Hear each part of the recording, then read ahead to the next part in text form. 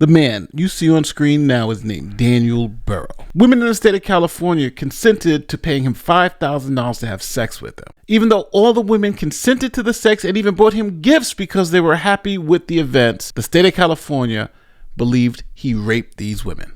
Let me explain.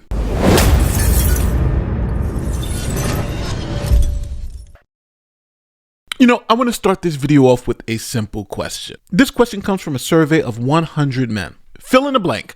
I would do blank for sex. What do you think those 100 men said?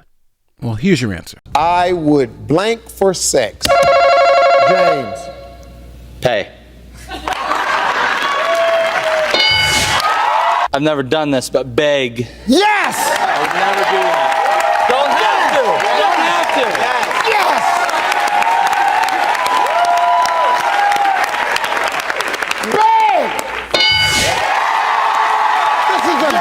Question. They don't even know. I guess not. 2 strikes. No chance you can blow this, James. I'm going to kick it up a notch and say, kill. I would kill. Yes!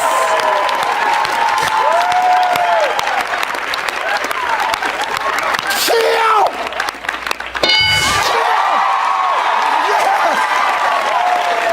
Yes! I would lie for sex. Yes. That's a guy answer. You don't know how deep this runs with us. You would lie. Yes, lie. We'll buy it. We'll kill you about it. We'll beg you for it. We'll lie about it. And at the end of the day, we'll lay down our life for it. If a man goes into a bar, meets a beautiful woman, and pretends to be a doctor, she believes he's a doctor, they go and have sex, would you consider that to be rape when the woman finds out that the man isn't who he says he is? Now, I know, most of you are saying, hey, Nate, of course not. That's not rape. She consented to have sex with the guy, even though he was pretending to be someone else. But this question did come up in the state of California, where they had to determine if a man lies to a woman to get sex, is that rape? Now, obviously, there are varying opinions on this, but we are only interested in the state of California at this time. Today, we're at a Holiday Inn in South San Francisco, California, and police have been called to this Holiday Inn because the manager called because he was concerned about one of his employees. Now, he goes and tells police that one of his employees was diagnosed with a rare disease. The manager said that his employee, Isabella, had to go to the Hyatt Hotel to receive treatment from an anonymous man who had a serum that could cure her fatal disease. Now, the manager believed that Isabella was being scammed, so he sent the police to the Hyatt Hotel to see what was up. Police find Isabella with the anonymous man and ask what's going on. Isabella then explains that she's having sex with the anonymous man so she can get the cure for her fatal disease. And after police hear this story, they arrest this anonymous man. Now, after Isabella is brought back to the police station, she tells them a very interesting story. Isabella said while she was at work, she received a call from Dr. Stevens. Now, Dr. Stevens claimed to have worked at a hospital that Isabella used for her medical services. Now, Isabella said Dr. Stevens' voice sounded like it was in a panic. He told Isabella that her blood test came back positive for a dangerous and highly infectious disease that was likely fatal. He also mentioned that they don't usually give this type of information over the phone, but because of the seriousness of the situation, he needed her to know immediately. Dr. Stevens also mentioned that since she worked at a hotel and she has this highly infectious disease, that it could expose her to multiple lawsuits if other people contracted the disease from her. Now, Isabella started crying on the phone, but Dr. Stevens said there are options. Now, her first option was an extremely painful and extremely expensive surgery. The surgery would cost about $50,000 and it would lead to a 6-week hospital stay. Now, Isabella works at the lobby of a Holiday Inn. She doesn't have $60,000. So Isabella said, well, what's the second option? Well, Dr. Stevens said there was a experimental treatment that had worked for other women in the past. He claimed that a drug company had developed an experimental serum that was able to cure the disease 100% of the time.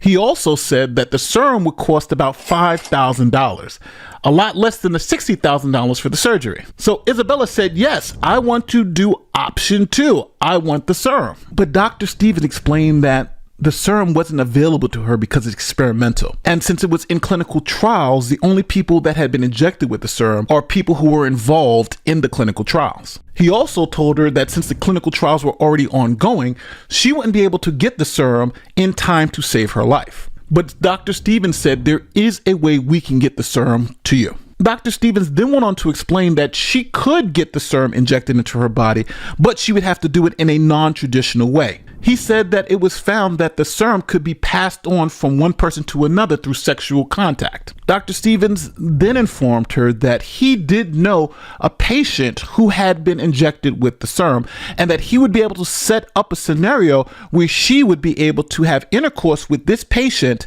and receive the benefits of the serum. The cost for this procedure would be about $4,000. Now, obviously, Isabella wanted option 2, but she didn't have $4,000. So she begged Dr. Stevens, is there any way she can maybe make a down payment and still be able to get the procedure? Dr. Stevens said, of course, if you just put down $1,000, then I'll set everything up and you'll be able to get the life-saving procedure you need. Now, Isabella, needing to get the $1,000, went to her manager and asked for a loan. Now, her manager loaned her the money that she needed to give to Dr. Stevens so she can have this life-saving procedure. So now after she obtained the money, Dr. Stevens gave her the procedures that she must follow if she wanted to complete the procedure. The first thing Dr. Stevens told her is because of medical privacy laws, she could not tell anyone about this arrangement. Next, when she went to the hotel room, she's not to ask the person's name and they are not to even speak to each other. Now, this also was because of medical privacy laws. She wasn't supposed to know his name and he's not supposed to know her name. And last but not least, she needed to get as much serum injected into her body as possible. That meant multiple sexual acts so she can be cured. So Isabella agreed to all the conditions and met this anonymous man in this hotel room. Now, Isabella told her manager that she needed a day off so she can go to the Hyatt Hotel and get this serum. And the hotel manager started thinking about it, and that's when he called police. Now, luckily, police got to the Hyatt Hotel after they had finished their treatment. Now, while police were questioning the anonymous man, Isabella realized that the voice of this anonymous man was the same voice as Dr. Stevens. Now, Dr. Stevens was charged with attempted grand theft, procuring a female through false pretenses, burglary, and rape. Now, police identified the anonymous donor / Dr. Stevens as Daniel Burrow. And during the police investigation, they suspected that there were multiple women who had fallen victim to this same scam. So police put this bulletin out where it says, police seek more victims in cure fraud. Man charged with getting women to have sex as treatment. Police found 7 other women who had been tricked into this scheme over the past 3 years and suspected there were many, many more. As an example, police found a 23-year-old who paid $750 for the treatment. Allegedly, she was so happy with the results that she bought him a bottle of wine. At the end of the day, police believe that Burrow defrauded over 30 women in the San Francisco and Orange County area. And even some possible cases were reported as far away as Hawaii. But now, there was one problem. Was this actually rape? Well, the state took Burrow to trial and Burrow was convicted on all charges. But now here's where things get interesting. Burrow said he didn't rape anybody. All these women consented to sexual activity and also consented to pay him for the sexual activity.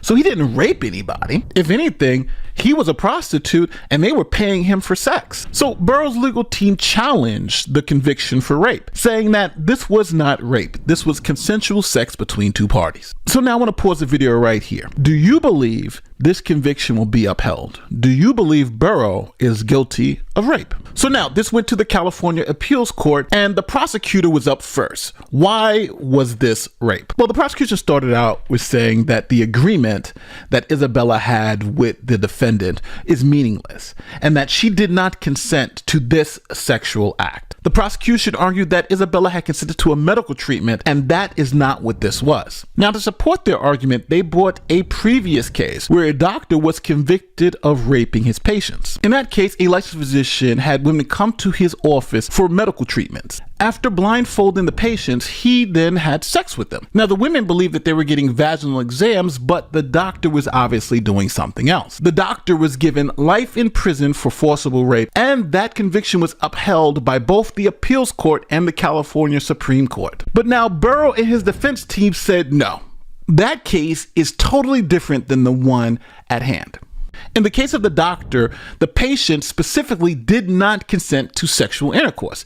They consented to a medical procedure that was not sexual in nature. But now, in contrast with the case of Daniel Burrow, the women consented to sex specifically. They came to the hotel to have sex. They paid for sex, and they even thanked him for the sex. In the case that the prosecution cites, none of the victims believed that they were actually having sex. All of those victims believed they were getting a non-sexual medical treatment, and that was the difference between the two cases. So now, we're at the point in the video where you can play judge. You're on the California Appeals Court, and you've heard the argument from both sides. Would you uphold Burrow's conviction for rape, or would you overturn the conviction, claiming that this act that Burrow did wasn't rape? Well, not to bury the lead, the appeals court agreed with Burrow. The appeals court reasoned that it's undisputed that Isabella understood that she was going to the Hyatt Hotel to have sexual intercourse with an anonymous man and agreed to have intercourse with that anonymous man. The court also claimed that Isabella knew that this was a sex act and not purely a medical procedure involving instruments. The court then went on to say that even though consent was obtained through a horrible scam, it amounted to fraud in the inducement, which did not meet the statutory definition of rape under California law. Now, the court makes the distinction between fraud in fact and fraud in the inducement. The court reasoned that the case that the prosecution cites as precedent is a case of fraud in fact. In that case, the patients thought that there was an instrument being used, but in reality, the doctor was secretly using his own body instead of the instrument. In that case, the women didn't consent to the fact of having intercourse.